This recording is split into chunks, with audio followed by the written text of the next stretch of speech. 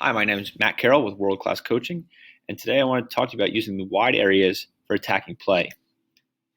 To start, we want to try to get a common language amongst our players, common verbiage. So when we're talking about certain parts of the field, the players are able to understand and identify what areas we're talking about and what we want them to do in those certain areas.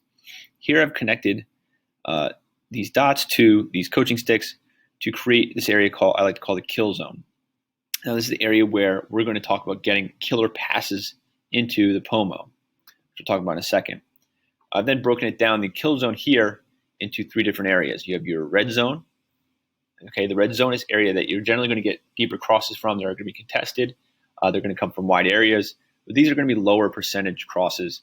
That really, if there isn't a ton of numbers in or someone wide open, these crosses generally are not going to come off and become scoring opportunities. Our yellow zone is a better opportunity here. We're closer to goal, closer to the POMO, and we're getting towards the 18. We can sometimes play a ball on the ground here, play something square or something diagonally back. But still, some of these are generally going to be crosses in the air. And then into the green zone, an area where towards the end line, inside the 18 or close to the 18, where we want to get some of our most dangerous passes in. So we generally, when we talk about the kill zone, we want to talk about players getting into the kill zone. And once they're in the kill zone, getting green, getting into a closer area towards the 18. The reason being is we want to get balls and players into what we call the POMO, the position of most opportunities. Other than maybe free kicks and long-range efforts, most of our goals are going to be scored somewhere in this area, whether from contested header, combination play, dribbling effort. Most of our goal scoring is going to be done in this area, so it makes sense statistically to get as many balls into this area with as many players as possible, as much as you can during the game. So when we get into this green area, if you ever watch Manchester City, this is how they're going to score the majority of their goals. They're going to take the ball into the green area, they're going to take it to the end line, and they're going to play a diagonal ball back to a runner towards the PK spot.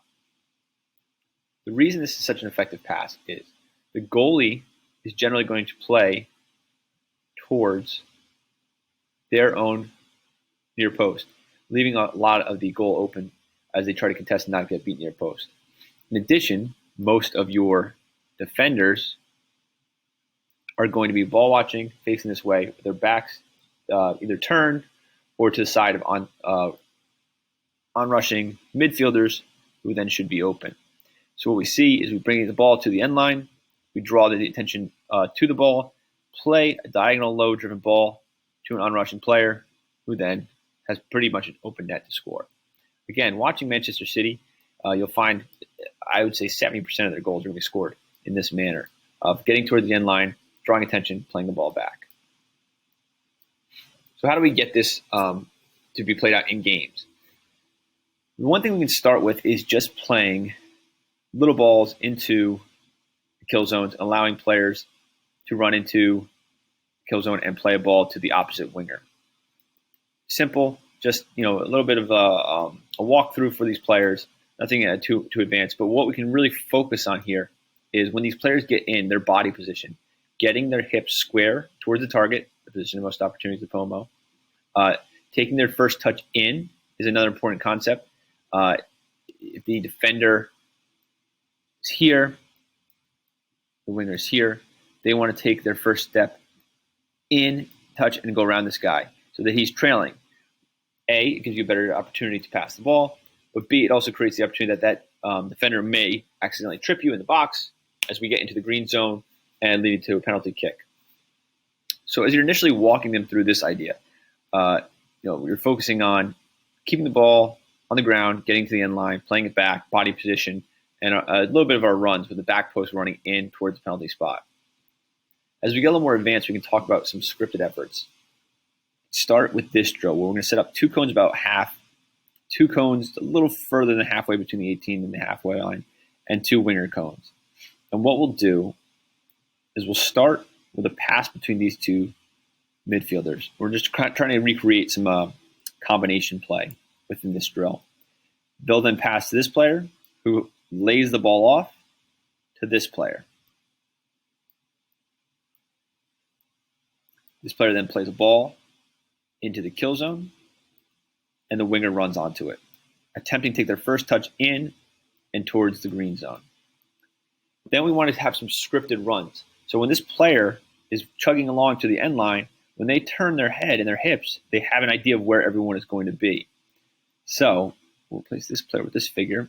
He'll make the run in here. This is the runner that's going to be the most important. They're going to delay their run, hover around the top of the 18, and their end game is to go and receive the ball when it reaches the penalty spot. This player that laid the ball off is going to make a darting run to the near post, so that if there is a lot of crowding in the pomo, this ball can then go end line, here, back, and we can fire near post if we need to, or play something across again, or play to the back post. The next run is the outside winger. They'll run, and they'll kind of cover everything up. So we kind of have this net going on here. So that when the ball is played, it could be intercepted close by this player, go near post or far post. It could get to the PK spot, and we can get a clean finish. Or if it's deflected or goes out, we can keep the ball and keep the defense under pressure within our net. And this is going to be a shot on the back post or played back in to one of the runners as the defense is in transition. So we go to these players back here. So running through that, it's pass, pass, overlap, pass, run into the kill zone, run to the PK spot, near post, far post, and garbage run. So utilizing this training will get players to recognize the technical and tactical aspects of getting the ball wide, playing it wide, getting to the end line, getting to a green zone, playing balls into the position of most opportunity, getting numbers up in the position of most opportunity, and hopefully scoring more goals.